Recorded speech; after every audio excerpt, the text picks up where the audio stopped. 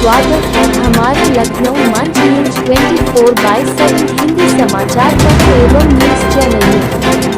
सही खबर, सच्ची खबर। कृपया सब्सक्राइब, लाइक, शेयर, कमेंट जरूर करें। इंटरेक्शन ह्यूमन और वाइल्ड लाइफ का इंटरेक्शन भी 3 प्रकार के होते हैं। कई बार पॉजिटिव, कई बार न्यूट्रल और कुछ बार नेगेटिव। लेकिन ये जो नेगेटिव इंटरेक्शन है वो हालांकि कम होते हैं। बहुत बार जो जानवर और इंसान हैं वो अपने अपने रास्ते चले जाते हैं जब उनका सामना होता है। अब जैसे पॉजिटिव इंटरेक्शन की मैं बात कर लूँ तो वल्चर जो है, गिद्ध, वो जो मरे हुए जानवर है वो खा लेता है। इसकी वजह से बहुत सारा फ़ायदा होता है इंसानी कम्युनिटीज़ को, क्योंकि डिजीज़ नहीं फैलता है, क्योंकि सड़ा गला मांस जो है वो चला जाता है। तो ये एक पॉजिटिव इंटरेक्शन है। ऐसे ही कई है। अब जहाँ तक नेगेटिव इंटरेक्शन है ये अपवादी होते हैं और बहुत बार इसका कारण ये रहा है कि मतलब हम उस जगह चले गए जहाँ पे वन्य जीव का बाहुल्य है। वहाँ पे कुछ जो हमारे जनता है जो वहाँ पे आसपास रहती है वो लकड़ी बीनने चले गए, वो झुक के लकड़ी बीन रहे हैं। कोई महिला है जो थोड़ी सी दुबली पतली है, अब उसे जानवर को ऐसा लगेगा, जो बड़ा जानवर है जो चार पाई जानवर को खाता है, उसे लगेगा कि अरे ये तो कोई आहार है, ये कोई जंगली जानवर है, कोई छोटा सा हिरण है। तो वहाँ पे वो अटैक कर देता है और क्योंकि बहुत ही आसान है इंसानी जान और भाग का आप ताकत देख सकते हैं। तो ऐसे हालतों में नेगेटिव इंटरेक्शन हो जाता है, लेकिन ये कई बार कम ही होता है। इसका कारण यही है कि जैसे जैसे हैबिटेट लॉस और हैबिटेट डिग्रेडेशन बढ़ रहा है, उस तरीके से ये नेगेटिव इंटरेक्शन का थोड़ा सा जो इंटरफेस है वो शायद बढ़ेगा। लेकिन इसके लिए जो कानून है और जो पॉलिसी है उसमें थोड़ी सी तब्दीली होने पे एक समन्वय भी हो सकता है। Thank you.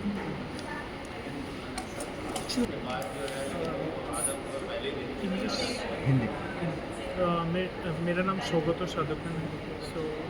मैं वाइल्ड लाइफ में काम कर रहा हूँ। पहले मेरा करियर शुरू हुआ wild life institute of India से। फिर मैंने पीएचडी ख़त्म करने के बाद मैं अभी कोर्स का कोऑर्डिनेशन करता हूँ वाइल्ड लाइफ कंजर्वेशन एक्शन पे। ये मास्टर्स कोर्स है और मेरे अंदर कुछ पीएचडी स्टूडेंट्स भी हैं। कुछ जागरूक कर सकते हैं ज़्यादा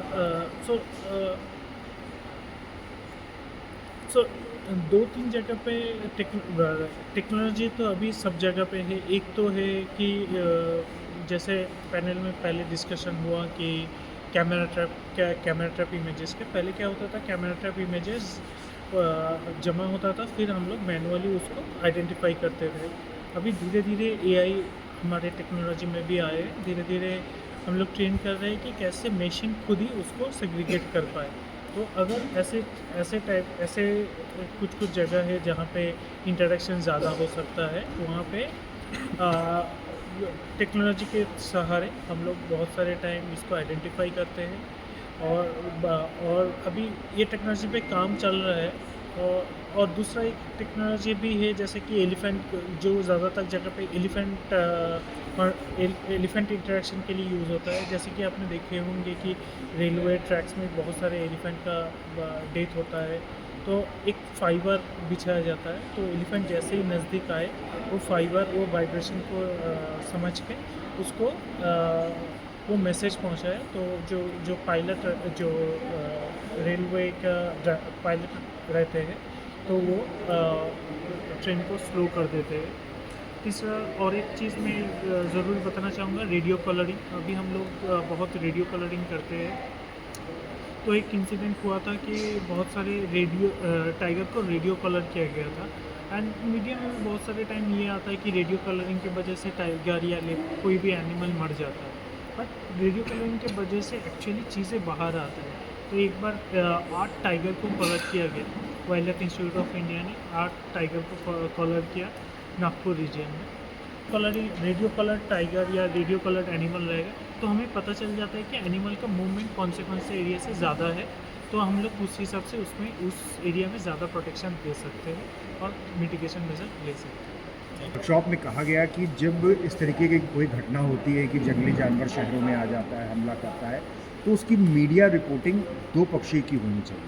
वो किस तरीके से है और सर हेडलाइन काफ़ी बार ऐसी बनती हैं, आदमखोर है, भेड़िया आया, तो किस तरीके से आपका क्या सुझाव है, कैसे मीडिया रिपोर्टिंग करें? तो मीडिया रिपोर्टिंग के लिए मैं निजी तौर से ये समझता हूँ कि क्योंकि मीडिया प्रोफेशनल्स की ट्रेनिंग उस तरीके से की गई रहती है उनके इनिशियल टाइम पे, जब वो नए नए अपने करियर को चुनते हैं, करते हैं, तो ट्रेनिंग इस तरीके से रहती है कि उसको किस तरीके से थोड़ा अच्छे तरीके से, क्रिएटिव तरीके से और सजा धजा के आप लिखेंगे किसी भी चीज़ को। जब हम वाइल्ड लाइफ की बात करते हैं तो देखिए, लोगों के जहन में वाइल्ड लाइफ का जो परसेप्शन है, जो उनका नज़रिया है, बहुत फ्रेजाइल है, बहुत एकदम ऐसे पतली डोर से एकदम वो जुड़ा हुआ है, जिसको आप बहुत आसानी से तोड़ सकते हैं अगर आपने कुछ भी थोड़ा सा भी घुमा फिरा के चीज़ों को कह दिया या थोड़ा सा भी नेगेटिव तरीके से चीज़ों को कह दिया। तो कोई भी ऐसा न्यूज़ जो कि इस तरीके किसी नेगेटिव इंसिडेंट्स को कवर कर रहा है, जहाँ पर किसी भी तरीके की किसी की मृत्यु हुई है या कहीं अटैक हुआ है, इसमें हेडलाइन मैं ये समझता हूँ एक तो अपने आप में वो उसका कारण भी स्पष्ट कर दे कि जैसे हमने आपको एक उदाहरण दिया था कि अगर हाथी ने कहीं लोगों पे मस्त के कारण या मतवालेपन के कारण किसी 3-4 लोगों पर अटैक किया या किसी की जान चली गई, तो उसको लिखने का तरीका ही ऐसा होना चाहिए कि मस्त के कारण हाथी ने 3-4 लोगों की, या दुर्घटनावश मस्त मतवाले हाथी ने 3-4 लोगों की जान लिया, कुछ इस तरीके से। यहाँ पे जान ली भी नहीं, अगर वो उसका हो सके कि उसके कारण मृत्यु हुई, तो ये सब कुछ चीज़ें बस शब्दों की हेरा फेरी थोड़ी सी एक बदल के अगर आप उसको प्रेजेंट करें तो वो काफ़ी उस चीज़ पे अच्छा एक वो डाल सकता है। बात करें तो बहराइच में लकड़बग्घा या भेड़िए के लगातार खबरें प्रकाशित हो रही हैं, तो आज की वर्कशॉप में इस घटना को कैसे आप देखते हैं? देखिए, ये जो भेड़िए का वहाँ पे एक काफ़ी महीने से चल रहा है, 2-3 महीने से, तो हर कॉन्फ्लिक्ट का एक अलग उसके पीछे कारण होते हैं। हमारे पूर्व के वक्ताओं ने बहुत कुछ बताया है। तो ये निर्भर करता है कि कौन सा जानवर है और उसका वहाँ पे क्या प्राकृतिक आवास है, तो उस वजह से उसके कई कारण हो सकते हैं, जो कि एक शोध का विषय है और उस पर लोग काम कर रहे हैं। तो भेड़ियों की जो घटना है वो उत्तर प्रदेश में ऐसा नहीं कि कोई पहली बार हुआ है, ये कई बार पिछले सालों में भी हो चुका है, पिछले दशकों में। तो ऐसा माना जा रहा है कि कोई उनके व्यवहार में परिवर्तन आया है या किसी वजह से इस तरीके से घटना प्रकाश में आ रही है। सर, लखीमपुर खीरी में काफ़ी लंबे समय तक आप काम करते रहे हैं, तो जो जानवरों का जो नेचर है और ह्यूमंस का जो नेचर है, ये दोनों में अंतर है, ज़्यादातर आदमी समझ नहीं पाते इसको, क्या कहना चाहेंगे? देखिए, जो अगर हम किसी अपने सामने वाले के व्यवहार को समझ जाएं तो हमारी ज़िंदगी बहुत आसान हो जाती है।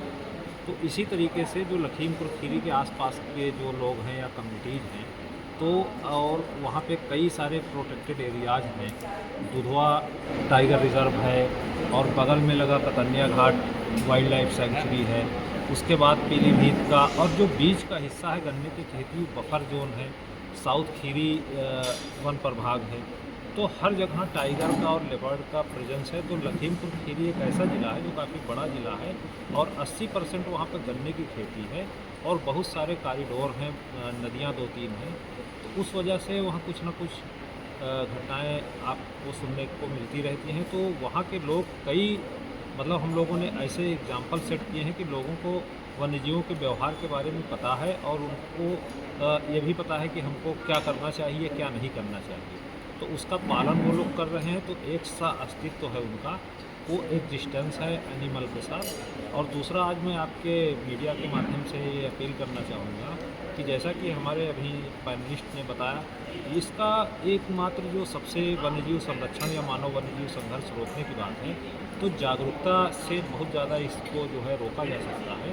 और इसमें सबसे बड़ी भूमिका मीडिया कर्मियों की है, जो स्कूल के बच्चे हैं या जनप्रतिनिधि हैं या और लोग जिनका काम वाइल्ड लाइफ डील करना नहीं है, तो उनके माध्यम से ये चीज़ें बहुत ज़्यादा जो है मतलब प्रभावी होंगी भविष्य में। और उस दिशा में सरकार भी काम कर रही है और काफ़ी अच्छा एक प्रयास किया जा रहा है। आज की जो कार्यशाला रखी गई है पशुओं के बारे में, उसके बारे में क्या जानकारी? अपना नाम और परिचय दे दें। मेरा नाम सुनील हरसन है। मैं दिल्ली बॉर्डर पे हरियाणा अरावलीज में वाइल्ड लाइफ कंजर्वेशन के लिए काम करता हूँ। मेरा काम ह्यूमन और जो तेंदुआ मानव तेंदुओं के जो सहसंबंध है, मतलब तेंदुए की जो पारिस्थितिक जो तेंदुआ पारिस्थिति के आसपास की जो मानव जो रहवास है उस पे काम करता हूँ मैं वहाँ पे। आज की जो कार्यशाला जो रखी गई थी, जो मेरे को बताया कि भाई इंसानों का और जो जानवरों के संघर्ष में मीडिया का क्या रोल है, तो उसको देखते हुए तो मेरा इसमें ये मानना यह है कि मीडिया एक बहुत ही सशक्त टूल है। अगर वो सही तरीके से अपना काम करे तो एक बड़ा रोल तो मीडिया का ही है। एक बहुत बड़ा चेंज जो है, चीज़ों को जो बदलाव ला सकता है, क्योंकि आज की जो परिस्थिति है हमारे आसपास वो उसमें एक बड़े डिजास्टर की तरफ हम बढ़ रहे हैं, क्योंकि हमारे जो जैव विविधता का जो हार्म है वो हो रहा है। और हमने अभी कुछ टाइम पहले ही एक महामारी को झेला है, जिसमें कि लाखों करोड़ों लोग जो हैं सड़कों पे आए हैं। डेथ के आंकड़े भी अलग अलग आए हैं। लोगों ने बहुत कुछ सफ़र किया है, भूखे रहे हैं, सड़कों पे चले हैं। जैसी परिस्थिति हमने देखी है वो सारा जो है वो पारिस्थितिक तंत्र के असंतुलन की वजह से हुआ है। तो बाकी चीज़ों को हम अगर साइड लाइन पे कर दें, पारिस्थितिक तंत्र मतलब दो वर्ड है, इकोलॉजी और इकोनॉमी। इकोनॉमी में अगर जीरो का फर्क आता है तो हमारे बैंक बैलेंस में गड़बड़ होती है, वो सरकार गिरा देता है, बहुत हम मायने रखते हैं एज ए ह्यूमन।